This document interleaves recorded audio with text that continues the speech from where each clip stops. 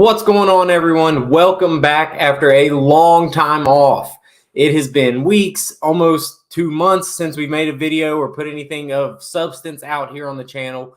As you guys can see, we're in a little bit different setup. A new place, a new house means a new setup and a new start to the year.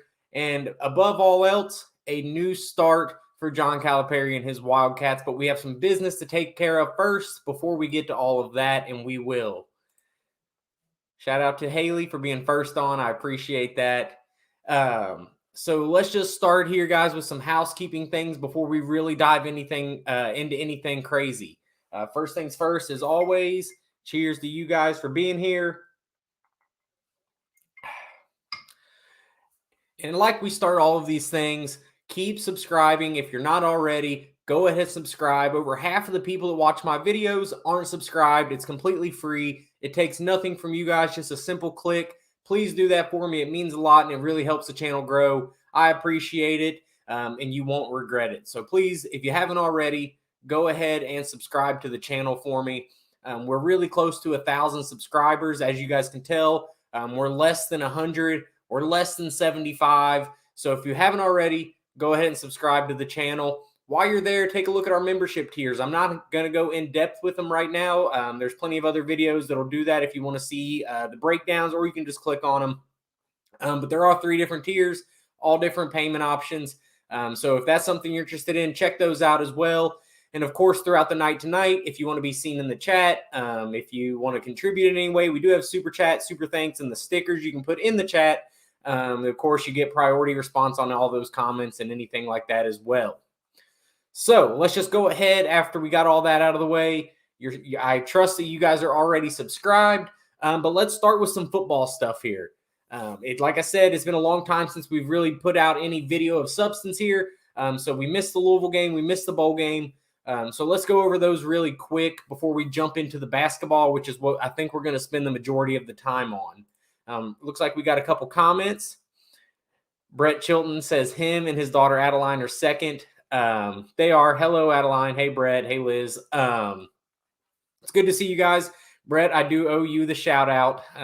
We watched the national championship together. For those of you guys who don't know, me and Brett here in the comments watched the championship game together, and somehow he did call that on the next play there would be a touchdown, and it was a crazy play by Michigan. So good call there, Brett. Great Kentuckian. Hello. Welcome back. I'm glad you can make it. I know you said you didn't know if you'd be able to, so I'm glad you're here. Haley again. Let's go Cats. Absolutely. Go Cats. So anyway, let's talk some football. So obviously, I don't know that we've made a video even since the Mark Stoops Texas A&M stuff happened. So it was a very roller coaster, crazy finish to the football season. The Cats wind up 7-6 overall with the bowl game, 7-5 in the regular season, of course. With your marquee win probably coming against number 1 Florida for beating them 3 times in a row, and then Louisville, of course, beating them at Louisville while they're ranked in the top 10, effectively ending their hopes of a national championship run or a playoff berth or maybe even a New Year's Six, and then by proxy really ruining the entire college football system as we know it, because we beat Louisville. Louisville put up such a pitiful performance against Florida State. That caused Florida State not to get into the playoffs, and we've all seen what's happened there. Maybe the ACC is dissolving. Florida State has a lawsuit out. So by us beating Louisville, not only is it a good win over a rival who was probably better than us this year, it really had a ripple effect throughout college football. And one more thing that's going to have a ripple effect through college football is Nick Saban is supposedly leaving Alabama. Lane Kiffin could get that job. The Cats are meant to go to Ole Miss next year. Without Lane Kiffin, that game looks a whole lot different. So that's a little off topic, but all the same nonetheless. So Kentucky, put in the comments, go ahead and let me know what you guys think of how the football season ended. Like I said, we're going to spend the majority of time on basketball, but I felt like we had to touch on this since the channel hadn't really been super active since football season ended. Overall, I'll give you guys my quick takes. Number 1, fairly disappointed. It does bother me when we see a bunch of the older section of the fan base, of which some of you may be, that's just happy to go to a bowl game, happy to beat Louisville, because that's not something we've done consistently over the years. To me, I guess I fare a little bit towards the younger side of the fan base, where I think 7-5, 7-6 is not a good season. We had the team that could have done what Missouri did, but instead we ended up where we did in the Gator Bowl, which is probably better than we deserve, to be quite honest. Realistically, we deserve to go to the Music City or the Liberty Bowl, and we kind of lucked into a Gator Bowl against a good opponent, which is, of course, a good thing. The Mark Stoops, the Texas A&M, like I said, I don't think we've really got into that here. I don't know. It's not really that big of a deal anymore, I guess. It's kind of water under the bridge. It was interesting and wild happened, but I guess, all things come to pass. I am disappointed in a 7-5 season. I thought we had a team to compete 8-4, maybe 9-3 if we get really lucky. On the year, Devin Leary, very disappointing. I shouldn't say very disappointing. Not the worst quarterback we've seen under Stoops. Just didn't live up to the hype that I think we all kind of had, out for him. Thought that he was going to come in, potentially be a better quarterback than Levis. I said that multiple times on the channel, that he had the potential to be a better college prospect than Levis was, even though Levis would probably be the better pro. Turns out Levis was better at both, and we might have underestimated Will Levis just a hair, who's also playing well in the NFL, or played well in his rookie year in the NFL now. And then, like I said, the way the season started, to start out 5-0 was awesome, but to finish 2-6 is not the best finish in the world. It kind of lets the air out of the tires right at the end. Of course, getting the win against Louisville was great. That was a big win against your rival, top 10 on their field. And like I said a minute ago, kind of unraveled college football a little bit. But overall, you luck into the Gator Bowl. You have a name opponent with Clemson, who, even though they're not that good, the dudes that are in college right now, Clemson is in the same tier as Alabama and Georgia. When they grow up, they saw Deshaun Watson and those guys, Trevor Lawrence, win championships at Clemson and compete every year. So I'm sure for Kentucky players to play Clemson was a good game for them to get up for. A very frustrating game to watch, kind of. Actually really fun to watch for the first 3 quarters, and then really frustrating in the final 15. Kentucky's up 21-7, 21-14, 28-27, and then eventually goes up, 31-35, maybe, something like that. Has 3 turnovers in the fourth quarter, and that eventually cost them the game, even though I think they played better and were the better team for most of the game. So it's disappointing when you lose a game like that, but overall, a disappointing end to a disappointing season. To me, that game was really a microcosm of what the season was. Started out really well, self-inflicted errors and penalties and drop passes and stuff like that just kind of was the downfall of this team. After having such high hopes on the year, Barryon and Dane both had really tough starts, dropping balls. Barryon, though, did have probably the best game of his career so far against Clemson. So that is positive. So far, it looks like we're going to keep all of those guys on the roster. Deion Walker will be back. So a lot to build on for next year. We obviously have some big-time transfers coming in. They just got an Alabama safety. They have an Ohio State running back coming in. Obviously, Brock Vandegrift from Georgia has transferred to Kentucky and will be the starter next year. So overall, I think the season didn't end on a complete down note after beating Louisville, and should have beat Clemson, even though it was a little bit of a loss. It didn't sting quite as bad. Bowl games are tricky in that way anyway. Brett says, football season in typical UK fashion. Fan base athletic department is going to drive Stoops out soon if they don't stop being toxic. I don't want to say something I'm going to regret on that note, but Stoops I'm kind of over it. I'm not over Stoops as a coach. I'm over him complaining about the fans complaining. He loves to reference how bad of a state the program was in when he got here and how much better it is now with him. And I'm kind of over all that. It was clear that he was willing to entertain the Texas A&M job. It came out that, he quote unquote doesn't feel appreciated here. So, before the season, they were talking about building statues for you. You're the winningest coach in program history. I don't know how much more love the fans and program can show you. If Stoops wants to leave because he feels underappreciated, go to a place like Texas A&M and see how much they appreciate a 7-6 season. You're going to have a lot more resources there and money and NIL and all that other stuff, but you'll never have it as good as you have it here. I can promise you that, because while fans were upset with the season, nobody was calling for Stoops' job. It's just a lot of the small things that fans want to see fixed. I don't know that a huge portion of the fan base wanted to see him gone necessarily. Although with fans like me, it did rub me really the wrong way with how the A&M situation was handled. It was clear he wanted to leave, and things kind of fell apart, whether he saw the backlash on their end of their fans, or it came out that it looked like Vince Marrow and Liam Cohen was not going to go with him, which was part of it. So I just don't think he had the support of his staff. Definitely not the support of A&M fans. They rioted. And it's ironic that they riot over Stoops, who's had more success than Elko at Duke. And they're both part of the same coaching tree that they got upset about, but I digress. I'm glad Stoops is our coach. I just hope he notices his shortcomings and we get better next year. It looks like, this is another hand-picked quarterback in Brock Vandegrift from Liam Cohen. Cohen, I think, was good with getting Devin Leary, but wasn't handpicked by him, obviously, because he was at the Rams still. But it seems like Vandegrift is a handpicked guy. The last handpicked guy worked out well, so we shall see. So if you guys have any more football comments, go ahead and drop them in the chat. Christopher says, I don't think we will ever know what truly happens with that situation. Unless Stoops writes a tell-all when he retires, I agree with you.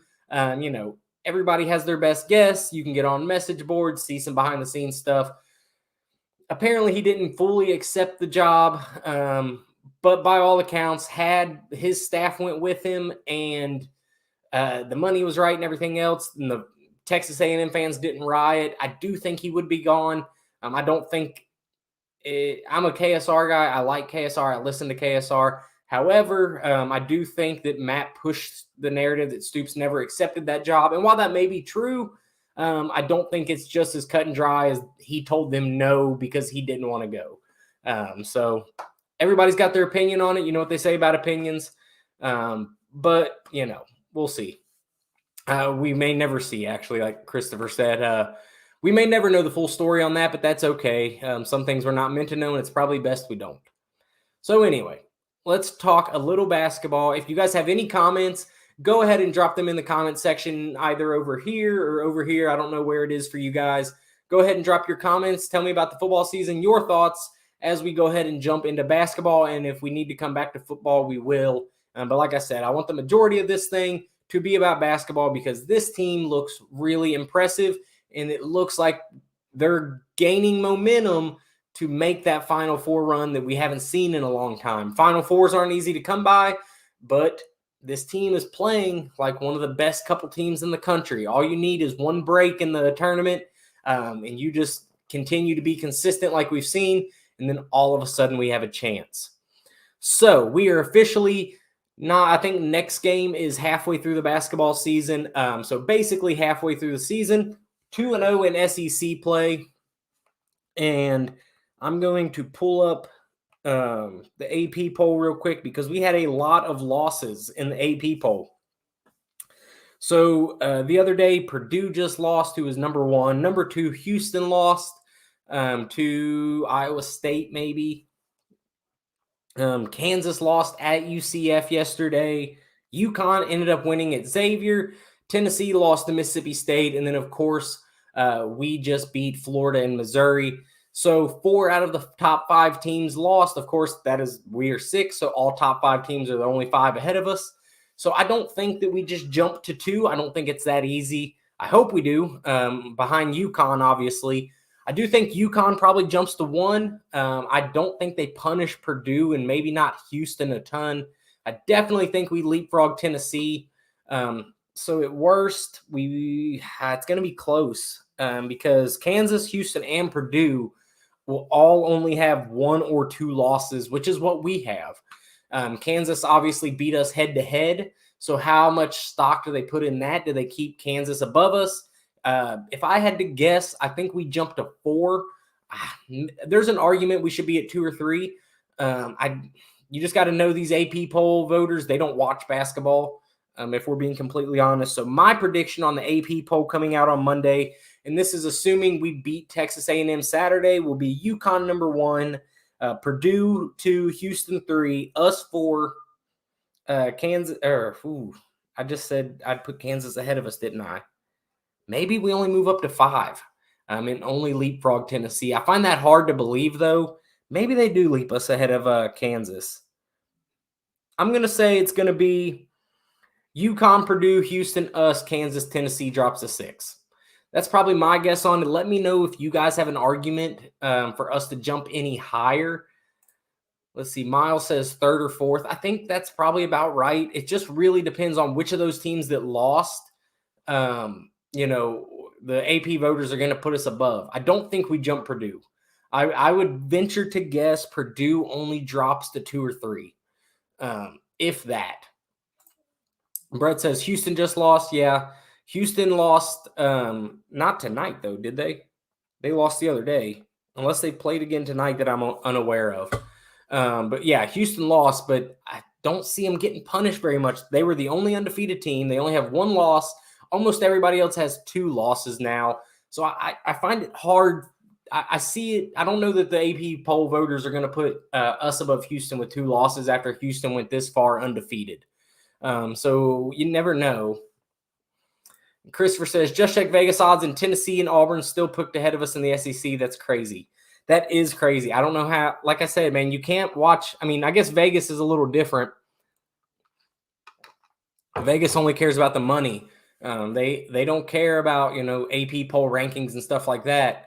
I do find, man, let me know if you're checking, DraftKings or one of those. Let me know the odds on that, because right now, if you can get Kentucky plus anything to win the SEC outright, that's probably a pretty good bet. Tennessee, I like our matchup with Tennessee. They're going to be a big physical team, like they always are against us, and they're a little dirty, and they like to push and shove and hold and stuff. But they have a tough time scoring against bad teams. And even though we're not good defensively, I don't know that. I mean, to be fair, I don't know if there's any team in the country that can run with us, but especially Tennessee. They're not built that way. Tennessee's built to slow it down, play in the half court, and grind it out. And our team's built to run up and down the court and shoot threes. If we can score 75 against Tennessee, then I think we win the game. And we're averaging 91 points a game. I find it hard to believe that Tennessee is going to be able to run with us enough to beat us. I mean, yeah, they might catch us in Knoxville, or we might split the series or something, but I just don't, unless we drop a couple we shouldn't in the SEC, I don't think Tennessee's going to beat us head to head. Now, they might, go beat Auburn, and we might lose to Auburn, or, other matchups play into it, obviously. But we'll talk about the upcoming schedule here in just a couple minutes. But, yeah, Brett, he said that the Houston lost the other night. So, yeah, and then Kansas finally got after getting away with a couple wins they shouldn't have. Of course, at Fog Fieldhouse, they always get the calls late, and it's really frustrating, but it always happens with them. So Ken Palm has, Ken Palm, Auburn is 4, Tennessee is 6, and Kentucky is 16. Okay, well, I'm taking Kentucky's odds. I assume you're talking about the Ken Palm net rankings. That's probably about right. That's fine. Vincent says if we play Kansas with our bigs, it would be a totally different outcome. Maybe. It definitely could be. Definitely could be a different outcome. I still think that Kansas presents problems. They might be one of the worst matchups for us, and we'll go over some March matchup potential things here in a little bit too. I wouldn't be scared to see Kansas again. Their point guard, who averages like 1.5 points a game, went for 21 on us. We had no one to stop Hunter Dickinson. I still don't know that anyone's stopping Hunter Dickinson, Bradshaw, or Trey, or anybody. But it is definitely a different game. However, it's a different game for them too. They know that Rob Dillingham can go off. They had very little tape on us. So now, Bill Self with his fake hair is still a good coach. So, they definitely should have lost to TCU. That was the game where the refs kind of gave it to them there. But I'm not scared of Kansas. I wouldn't mind to see them again. I prefer to see them like in the Elite Eight instead of like the round of 32 or Sweet 16. But I'm not scared of them. I don't think there's anybody in the country that can run with Kentucky when they're shooting well, or really when they're shooting poorly. You saw Missouri try to do it last night. Now, granted, Missouri's not an amazing team. They're probably not even a good team. They're 8-7. But we shot 23s, made 5 of them, I think. So we had 15 points in threes. That means we scored 75 points with free throws and twos, and we were still able to put up 90 on a bad shooting night when Antonio Reeves gave you basically nothing outside of some free throws. So overall, this team is going to be able to overcome a lot. He's nervous of a cold shooting night come March. That could spell trouble with our defense. It could, but think about it. The last 2 games, really, we haven't played well. Florida, we didn't shoot amazing. And Missouri, we didn't shoot really even decent, especially from deep. And we still put up 87 and 90 points. So if we have a team that can shoot that well, then it's really, really hard. Whether they're hitting or not, there's just so many guys that can get to the rim, shoot the mid-range, shoot the three. It's going to be really, really hard to have a team shut down 5 or 6 guys that can all go for 20. Would you say Florida played an amazing or blew it with free throws, or Kentucky played poorly? I would say Florida played their best game of the year up to that point, and Kentucky probably played below average and was still the better team. I know you're a Florida fan. I think Florida's good. I think the top 3 in the SEC are Auburn, Tennessee, and Kentucky. And then there's a step below that includes maybe Ole Miss, Florida probably. South Carolina is pretty decent this year. So there's that second tier of teams is probably where Florida is. It seems like they should be a tournament team. So that's good. It seems like that Todd Golden, he seems to be a decent coach. Seems to be getting them back in the right direction. But I would say it's a combination. Florida definitely blew it, but they also attempted more free throws than Kentucky. So it's hard to blame it on that other than them just missing it. But at the end of the day, the better team won, which is, that's what good teams do. I kept saying during that Florida game, that's a game that Final Four teams win. They were down most of the game. They played really bad, and then they still found a way to win. And it seems like in the past couple years, we just haven't had a team to do that. With the past 2 Oscar teams and the 2020 team, if they got down, they just lost. They had no fight back in them. They had no one outside of Reeves to go create. So it's good to show that when we're not playing our best, knocking everything over. When we're not playing our best, we can still grind out wins like that. And by grind out, I mean score 87 points or score 90 points. And that's what good teams do, man. Florida shoots way too many threes. They probably do for the shooters that they have, but that's just modern basketball now. He says they're a smoke and mirror team. Yeah, I don't know. I still think Florida's good. I think, to Miles' point, we probably have 8 or 9 tournament teams this year. I know in the Missouri broadcast, Jimmy Dykes was saying that he believes the SEC will break their bid record and get 9 teams into the playoff. Right now, the SEC, the most they've ever put in the tournament is 8, and he says they think we'll get 9 this year. So that just goes to show how deep and athletic the SEC is. I do, I'm not trying to, down Florida or anything. I think they're a good team. I think they're a tournament team. Going in the Ozone, your first true road game, T-shirt night, excited fans, all that fun stuff. For Kentucky to come away with that win was monumental. It's not like they went in there and were just shooting the lights out and, walked out of there with a 15-point win. It was a grinded out thing in their first true road game. So that's a really, really good sign. So let's go through. We will get to, what's it going to take to win the SEC? What are we going to see in March? All that stuff. real quick, I'm just going to go through our roster, and I want you guys to give me feedback as well. I'm going to give you guys my opinions on, these guys, their stats, how I think they're playing, what we need from them. And I'm only going to go through the guys that play, obviously. I'm not going through everybody. Real quick, though, cheers to you guys.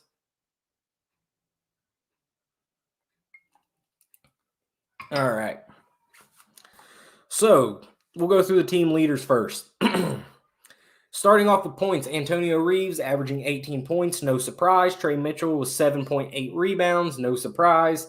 Reed Shepard leading in assists with 4 and steals with 2.5 a game. And Trey Mitchell with blocks at 1.3. I expect that to change with Ugo and Bradshaw. But nonetheless, up to this point, that's what everybody's at. So starting off with Reeves, obviously leads the team in points, 18.6. Averages 4 rebounds, 1 assist, and kind of 1 turnover. But, of course, the big number with him is he's shooting 42% from the field. So, overall, I think Antonio is giving you exactly what he should be giving you right now.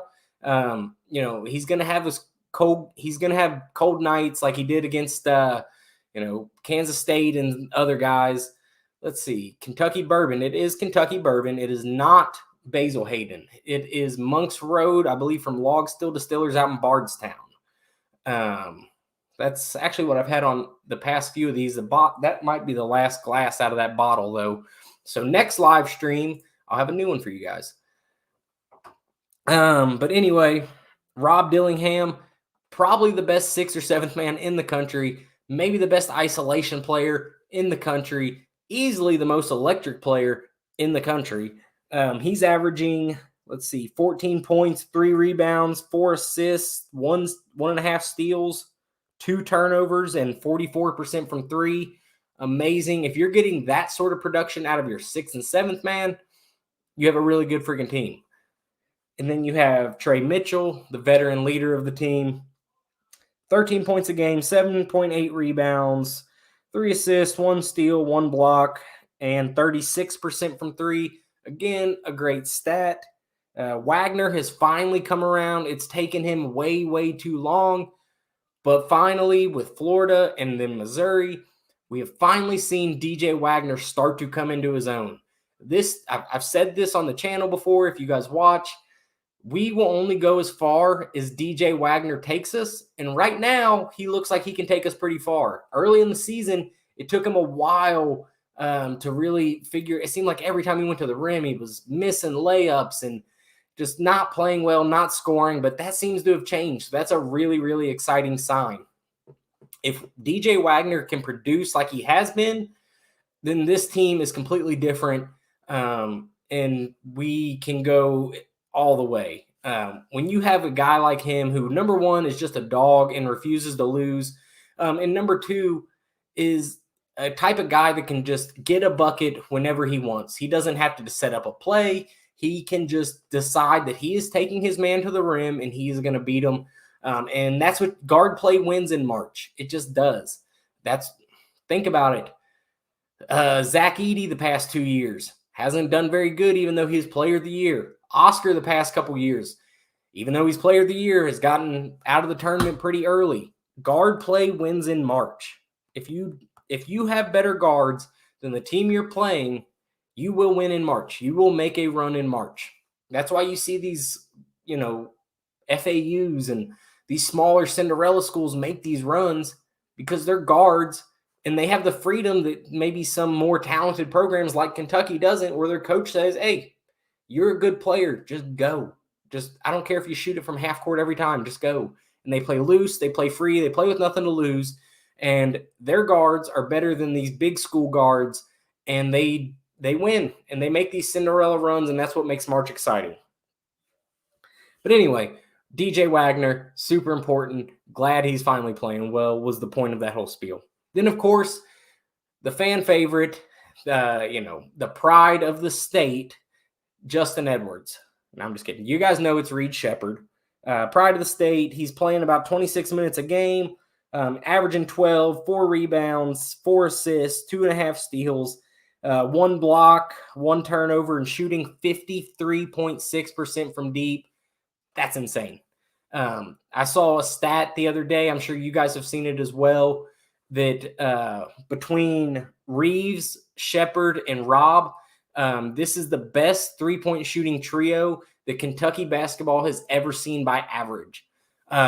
They average, I think, 44 point something percent from three between the three of them. And that's better than any trio has ever shot at Kentucky. Now, of course, we're only halfway through the season. We'll see how that finishes. But right now, they're on track. Reed Shepard is shooting over 50% from three. Reeves is shooting 42. Rob is shooting 44. Trey Mitchell shooting 36. Bradshaw shooting 50%, even though he hasn't taken a ton. Burks is shooting 33. DJ shooting 33. So when you have a team of 5, 6, 7, 8 guys that are shooting one out of every three of their threes are going in or up to half, it makes that team impossible to guard. You can't double anybody. If you don't double, though, we have guys down low that can win. We have guards that can take you off the dribble. The spacing on the floor is too good for you to step over and help without having a backside dunk or a kick out for a wide open three, which we've obviously shown that we can make. So this team is really, really hard to guard. And then we do actually have Justin Edwards. Now, we're going to take a second to talk about old Justin.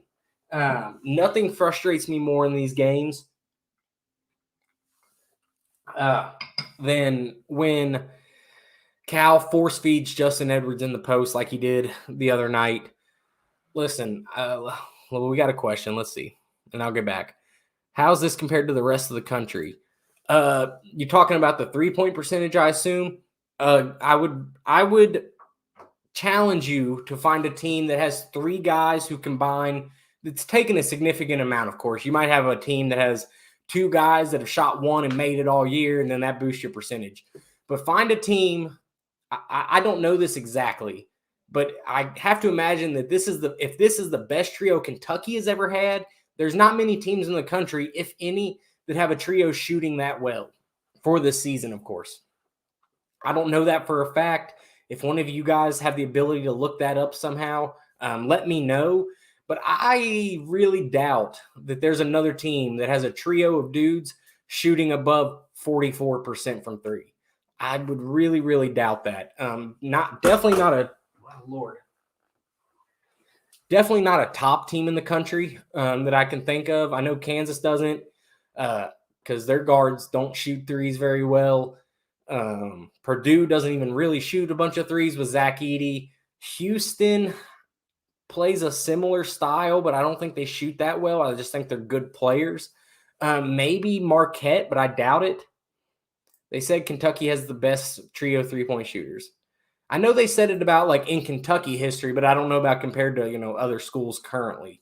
But like I said, I would find it very hard to believe that there's a school out there that has that many. But anyway, back to Justin Edwards. I don't want to be mean to the kid. He seems like a good kid. He's into the games. But it has to be a mental thing at this point. We've been off of here for a month on this channel while we got everything moved over to the new house and got all this stuff set up. And even before then, we were on here saying that he has to play better and he's got to, get it going if we want to be good. Well, here's the good news. There's 2 good news. Number 1, he is playing slightly better. And number 2 is I no longer think that Justin Edwards has to be a critical piece for us to win, at least as it stands right now. Now, injuries and other stuff could come into and change that. But at least for right now, we don't have to have Justin Edwards playing amazing to make a run. If he does come along in the next month or 2 and really develop, then I don't know. I don't think you could find a team that'll beat us. At least on, unless we beat ourselves. If we have Justin Edwards playing well along with everybody else, there's not a team that can hang with us. First off, there won't be a team that will keep us from scoring 100 if that happens. Forget how bad we are defensively. They just won't be able to score with us if Edwards, Reeves, Reed, Shepard, Rob, DJ, Bradshaw, if all of those guys are playing an A+ game, then forget about it. Right now, if most of them play, if you get 3 of them to have an A+ game, you might as well forget about it. You throw a guy like Justin Edwards, who's the one thing we're kind of missing, a really good athletic wing. If he starts playing well, then just go ahead and ship the trophy to Lexington. Let's just save gas money on everybody going because it's over. Christopher says, Justin's going to be fine. You can't force it. It feels like it reminds me of the James Young Jr. Randall. Just took him a while and got going when it mattered. I kind of keep that might be exactly what I'm trying to articulate. I don't like when we force it to him. It seems forced. He's clearly in his head about it as it is. It's clearly a mental thing with him. Like he's wide open in the corner against Missouri and chunks it off the side of the backboard. That's not a bad shooter thing. That's not a yips thing. We saw DJ go through the yips at the beginning of the year, and he was just clinking it off the rim and everything else. But to hit the side of the backboard, that's a mental thing, man. And you saw, Cal took him out, took him to the bench, and he just put his head in his hands. And, it's a mental thing. And that's why I think Cal forces it. But to me, when Cal is constantly calling plays for the dude, and he knows this too, Justin's not dumb.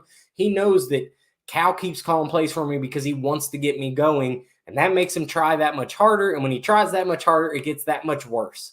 So to me, let it happen naturally in the flow of the game, because I get why Cal does it. Number one, to build confidence and, really show the kid that Cal believes in him, which is great.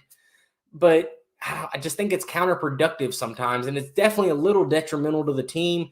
To Cal's credit, he's tightened the leash on him quite a bit.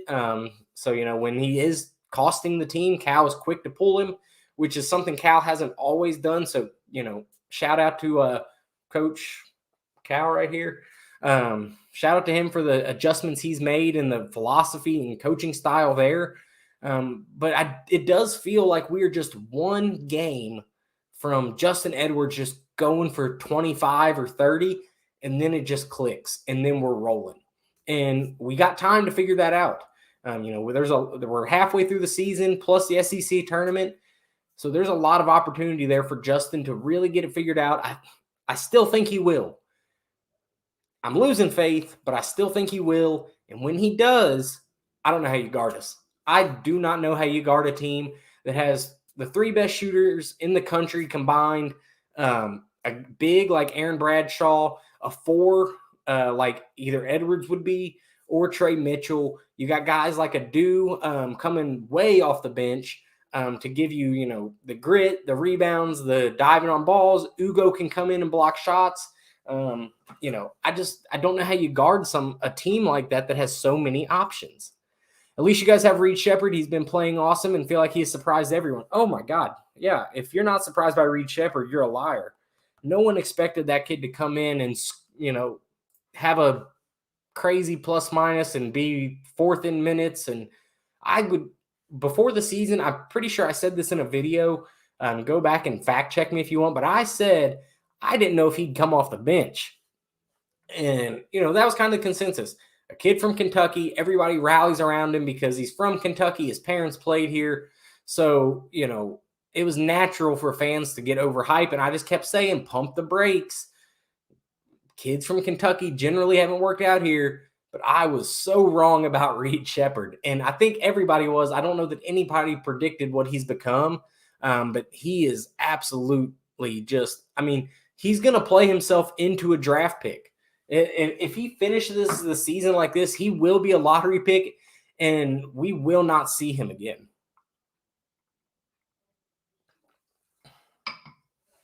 And I know we got some comments here, and I'll get to those in just a second. But one more thing on Reed.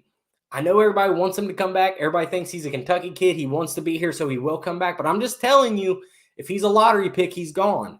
Now, I have seen and read some places that if he's not a guaranteed lottery pick, this kid could make a ton of money coming back next year. So if he's not a lottery pick, it's a little more interesting. But right now he is, and if he stays that way, I just wouldn't expect him back next year. Let's see, Rob Dillingham has the highest ceiling on the team. I attended the Florida game, and he turned it over a bunch in the first half, but I didn't blame him because they were prepared for quick passes. He probably is right now. He is the highest projected player to go in the draft.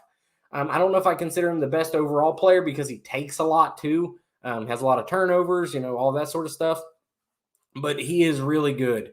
And like I said earlier, most electric player by far, most exciting dude in the country, best isolation player in the country. He's going to take some dumb shots. He's going to turn the ball over too much. But when that kid is on, I don't care if you play 5-on-1, he's going to get his. So I don't know that he's the best player on the team, but he's definitely played like it so far. And then we'll finish out these players, and then we got a couple more things to talk about here. Anyway, we covered Justin Edwards. Aaron Bradshaw's been a great addition. Still got to get more physical rebounding. He doesn't like to go body people and get boards. I think Cal's working on him with that. He's getting slowly better. In the Florida game, he allegedly got a little mouthy with Cal and was like, "Why are you taking me out?" And Cal told him, "I ain't your AAU coach. Go sit your you-know-what on the bench." And then to Aaron's credit, he came back out in the second half after having an awful, unplayable first half. And in the last 9 minutes, gave you 10 points, 5 boards, hits the game, ceiling 3 more or less.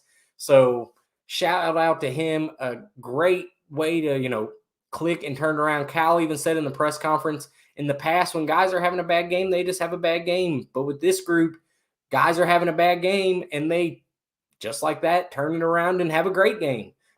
He went from being unplayable for 31 minutes to playing into SEC Freshman of the Week. So that's how quick and talented this team is. And then we're down to basically the last 3 guys that really play any minutes are Adu, Onyenso, and Burks. Adu has surprised me some, still drives me crazy. I don't think he should play as much as he does. What's he averaging right now? Oh, Adu is averaging 23 minutes a game. I'd like to see that a lot closer to 15. I think he can give you some good stuff. 23 is way too many. So if we can get that number closer to 15, I'm good with it. Onyenso's averaging about 10 minutes a game. It's probably about right for him. Maybe even a little less.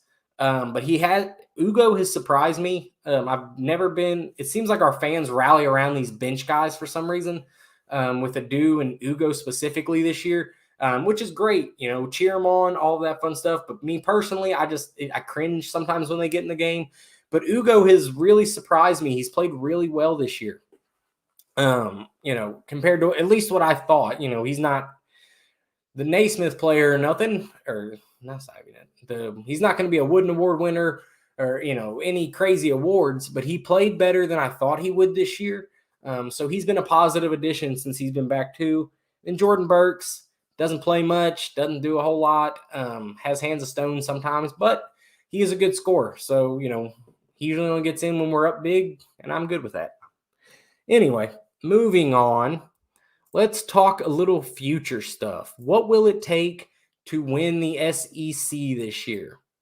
So I believe going back, when Kentucky has won the SEC, they typically win something like 15 games in the SEC, 15-3, 16-2, maybe a 14-4 year thrown in there somewhere. Obviously, we're 2-0 right now. Here's my opinion on what you have to do to win the SEC. To win the SEC, you have to win all your home games. You can lose one, but then you have to go pick up a road game you shouldn't.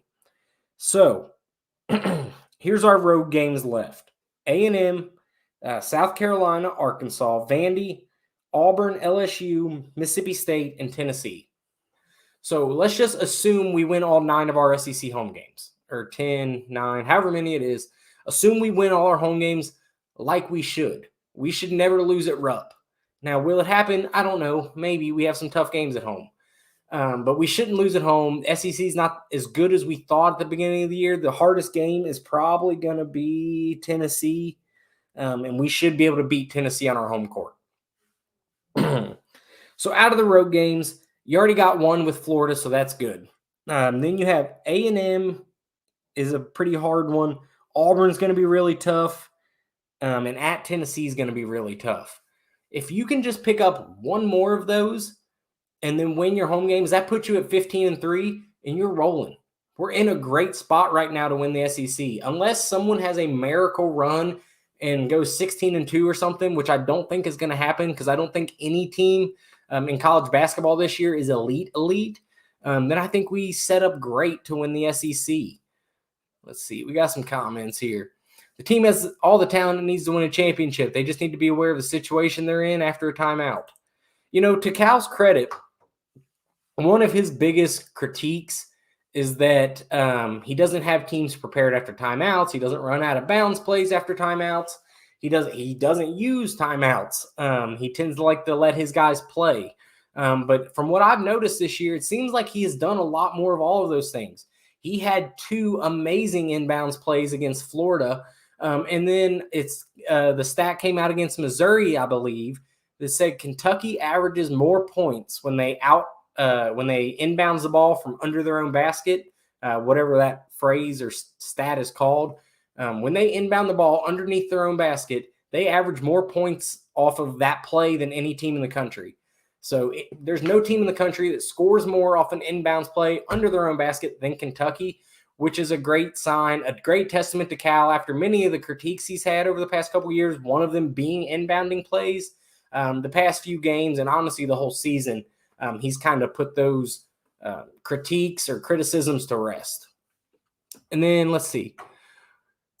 What is your way too early prediction about how far Kentucky will go in March Madness, assuming they win the SEC? If they win the SEC, well, I'll just tell you, I already think this. I mean, it's hard to predict the Final Four. And I've said this before. The gauge for Kentucky should be Elite Eight. Does a team make the Elite Eight? If they make an Elite Eight, they were a good team. Once you get there, you're playing good teams. You're playing high seeds. Anything can happen to get to the Final Four. Once you're in the Final Four, all 4 teams are a contender for the title. I mean, obviously, that sounds obvious. But once you're that far in, once you're among that group of teams, there's usually not a team where you look at and go, there's no way they win it. All the teams by that point that are Cinderellas are usually out. So if they win the SEC, let's put it this way. If they win the SEC, say they go 15-3 in SEC play, that puts them at 26-5. They're probably a 2 seed, maybe a low 1, depending on what else happens. And then, I mean, what more do you ask for? You're going to have a good draw. You're not going to get put against really good teams until the Elite Eight, and you're not scared of anybody. So, I don't know what more you ask for. I think they already are a contender, and they just got to prove it. Trey Mitchell was a blessing. I think stretching the floor and a calming presence. Absolutely. Bob Huggins, this is going to sound bad, but Bob Huggins getting that DUI is the best thing that's ever happened to Kentucky basketball.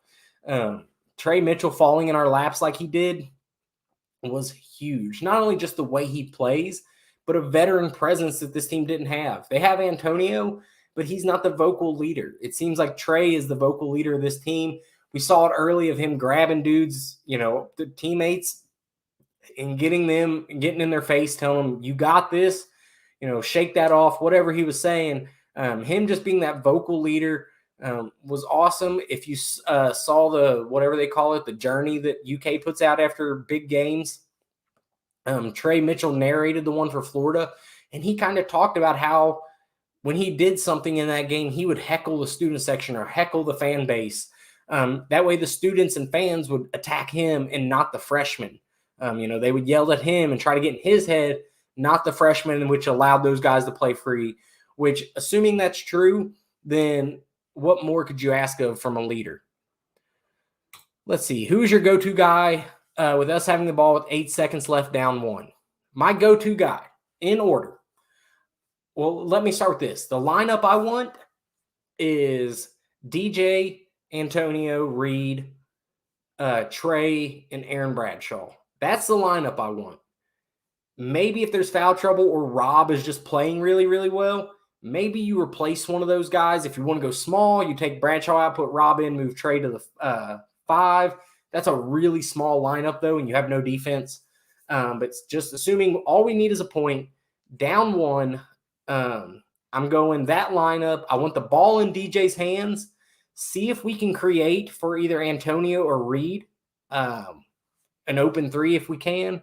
If not, I like DJ taking his man off the dribble or a pick and roll with Aaron.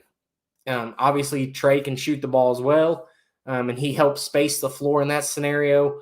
But that's what I think that's our best chance to get a point. Put the ball in DJ's hands, let him work. Reed, if he needs to bring it up, he can. Reed typically makes good decisions. And then you have plenty of shooting around them and guys that can get to the rim. If you have a matchup where you think, we're able to get to the rim, then maybe you take out Antonio and put Rob in and let Rob shake his dude and get to the rim because he's pretty good at that too, a little bit better than Antonio. But overall, that would be what I want personally. All right. So moving on, what can we expect in March? Let's see, we normally do these things for about an hour. We're 50 minutes in. So before we talk about March, make sure you guys go subscribe right now. Like I said, we're less than 75 people away from 1,000.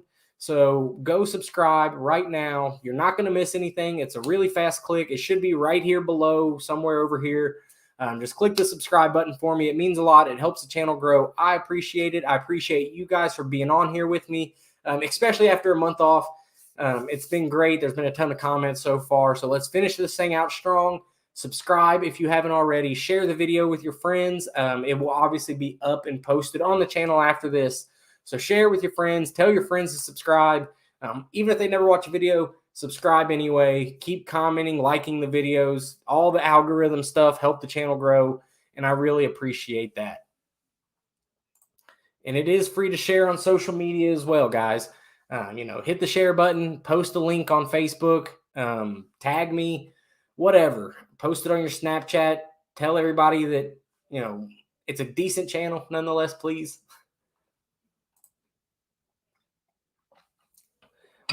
Great show, my friend. Keep enjoying your content. Thank you. The Ohio podcast. I'm assuming it's about Ohio, which is an odd channel, honestly, to be watching a show so Kentucky-centered, being neighboring states and rivals in a lot of things.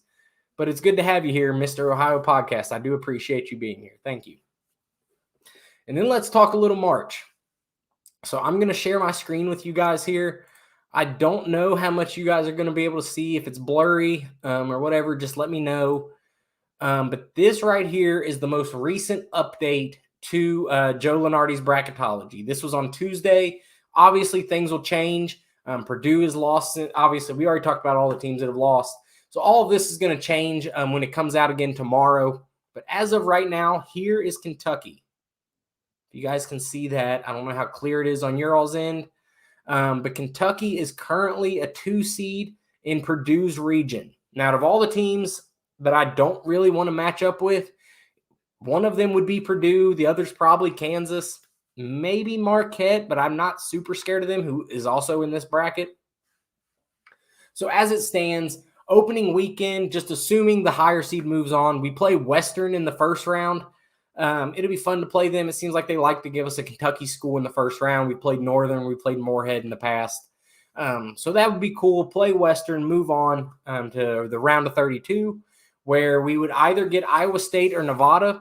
Iowa State did just beat, I think it was Houston that they beat. So clearly not a terrible team. They will likely not be a 10 seed after tomorrow. So that's not a matchup I would love because they have proven they can beat good teams. But we'll assume that Nevada moves on. I'm not scared of either of them. I think we win both. And we go back to the Sweet 16 for the first time since, the 2019 season. So that'll be fun. It'll be fun to get back there after 5 whole years. And then in the bracket directly above us, which would be the team we play in the Sweet 16, the 3 seed is Marquette. If we're assuming the high seed comes out of it, we then play Marquette, who would be very, very similar to us as far as play style. They're an older team. They're a good team. I think Shaka Smart's the coach. He's a good coach. But when a team wants to run with us, let's see if they can do it.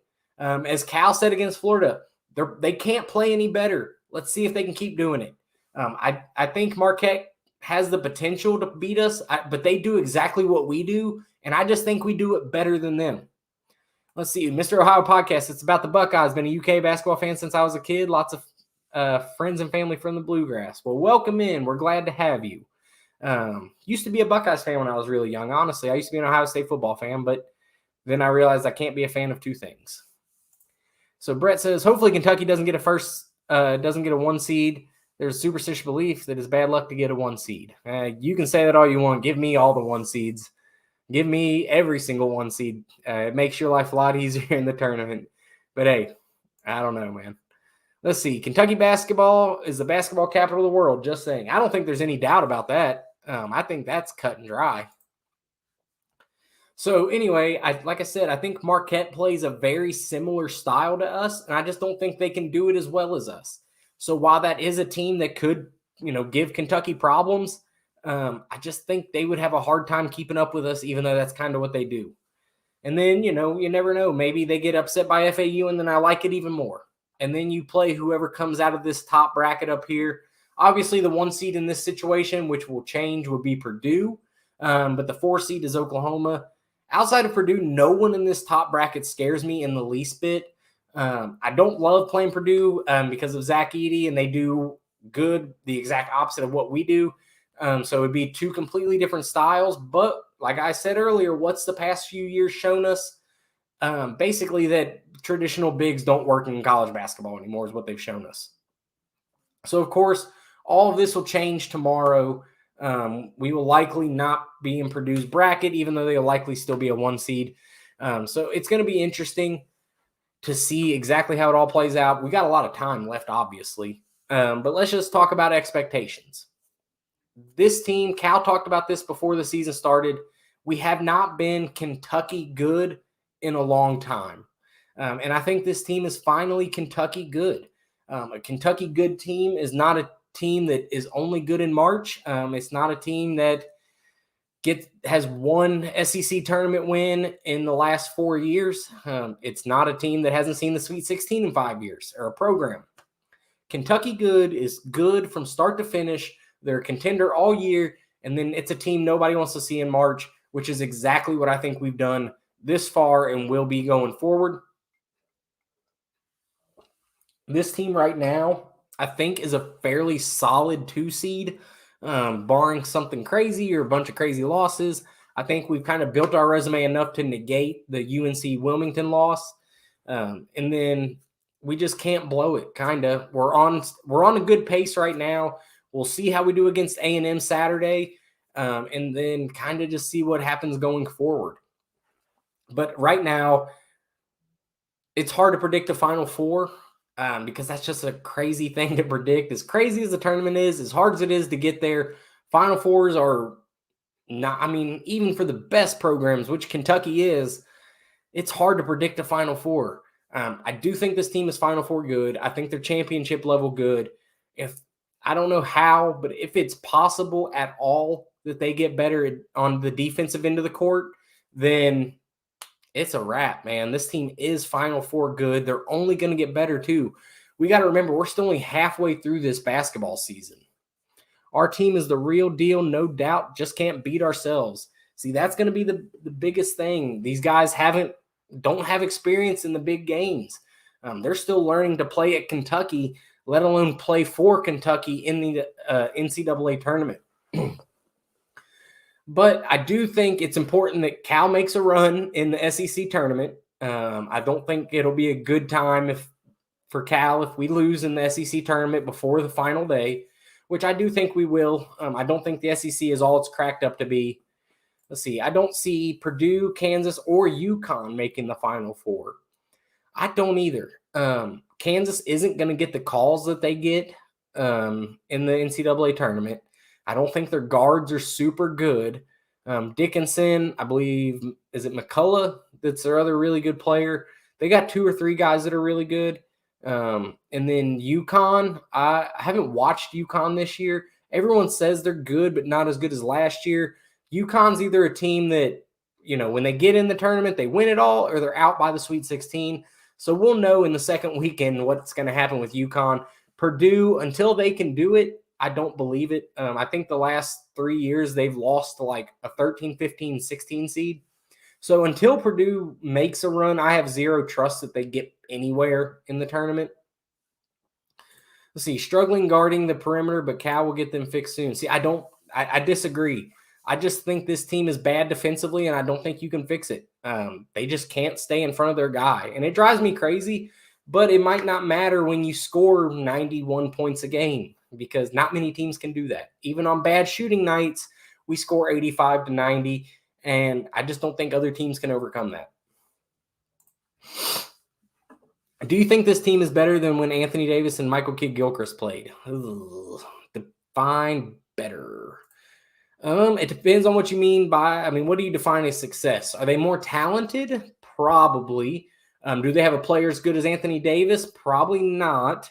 And will they go, they likely will not go 29-2 or whatever, they 30-1, 29-2, and then win the championship. Unlikely. So, it depends on what your definition of success is. If your success is talent, maybe. If it's shooting, definitely. If it's a national championship, we'll see. Head-to-head, it's probably a pretty good matchup. Probably give the edge to 2012 because they were the second best shooting trio ever behind this team. But they do have Anthony Davis. So probably give the edge to 2012, but it's also a different game now. It's a different game 12 years later. Overall team talent and unit cohesion. If we're just basing it on pure talent, and are these guys friends? Probably. If that's your definition of success, then yeah, this team is probably one of the most talented teams, but that doesn't always necessarily translate into a better overall team. We've had a lot of talent in the past and lost. We had a lot of talent in 2015 and lost in the Final Four. So it's a hard thing to say. But overall, I do think this team can be up there with that. If you look back through the Cal years, what's the best, like the best of the best teams Cal's had? 2010 with Wall, 2012, obviously, 2015, maybe you throw 2017 in there. And this team has the potential to end up right there with all of them. They have a hard SEC slate ahead, and then, of course, the tournaments. But we'll see. We will see. It's going to be a fun road from here on out because now it's 2 times a week we see them. We're really, jockeying for seeding and all of that sort of thing. So this is the fun part of the year. This is when everything picks up. Says, I don't think it's fair to bring up a championship run because the season isn't over. Okay, that's fair then. Either way, even if you're just judging both teams through this point in the season, they hadn't lost 2 games yet. So I guess by that measure, I'm still giving it to 2012. But I don't think it's crazy to say that, this team can end up in the ranks with those others. 2010 was the most loaded. Wall, Bledsoe, and Cousins. I don't know. I wouldn't call them the most loaded. Wall and Cousins were awesome, and Bledsoe was good. But if we're just talking talent, then it's not close. It's this team. Maybe you throw in Foxbam Monk, but then you have guys like Briscoe in them, and then you have the 2015 platoon team. So talent-wise, I think it's this one or the platoons. Success is 2012, so there's a lot that goes in. It all depends on what your measure of success is and your measure of team and talent. To me, right now, you get your top 2 or 3 Cal teams, and this team is in that next category below it. But that could change for better or worse, depending on how this season plays out. Still can't believe they lost Huggins early. Was it the Sweet 16? I think the Sweet 16 or Elite 8, they lost to Huggins. Or no, did that team go to the Final Four and then lose? Either way, yeah. I remember exactly where I was at when that game happened. When Wall and them lost, I couldn't believe it. And I was fairly young then. I was in the 8th grade. But, man, crazy to believe that team lost to freaking Bob Huggins. But look what he's gave us since. He's paid his debts with Oscar and Trey. So, everything goes full circle in this world. So overall, in conclusion of all of this, I think this team is really good. I think they have all the potential in the world. They just have to do it. You know what I mean? They just have to do it. They've shown a resiliency so far that is rare for most teams, but especially teams with freshmen. And they've shown the dog to not lose, to fight, to will their way to victories, which is what you have to have. They have the guard play that wins in March. So as long as everything comes together and we stay healthy, I think we're good. I think they're an Elite 8 or Final Four team because they work together. Yes. Like I've said this over and over. Elite 8 is the standard for Kentucky. Good Kentucky teams get to the Elite 8. Now, there's great teams that lose in the Elite Eight, so I think anything past that is kind of icing. But this team is definitely Elite Eight good. We have a chance to jump into the top 3 or 4 in the AP poll this week. And we have every opportunity in the world to win the SEC for the first time in a few years and then really make a run in March. So I'm going to do a couple wrap-up things here, guys. We're getting ready to end it. But if you guys have more comments, throw them in there real quick. We'll get a couple last-minute comments in, then we'll head out for the night, and I'll see you guys in an actual video next week. But, of course, subscribe. Do it now. I know exactly how many followers we had when we started, so I hope that number has risen since then. If you like this content, you like Kentucky, you like the channel, you just want to help me. If you just want to help me, subscribe right now, please. I would love, by the time March comes, I want this channel to have 1,000 subscribers. That's been a milestone since I've started the channel. I wanted to get to 1,000. We're so freaking close, and we've been so close for so long.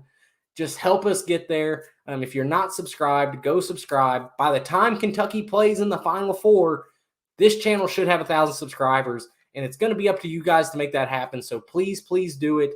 I want this thing to keep growing. I'm excited. I got some new stuff. I'm ready to rock and roll again in 2024. So go ahead and subscribe right now. You guys won't regret it. One more cheers to you guys. If you guys have any last-minute comments, questions, opinions, throw them in there right now. I'll give you guys a couple more minutes, and then we're going to head out.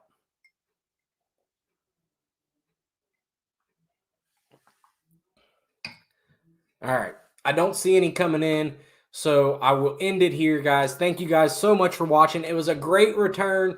The past hour and 7 minutes has been nothing but great for me. I hope you guys enjoyed it as much as I did.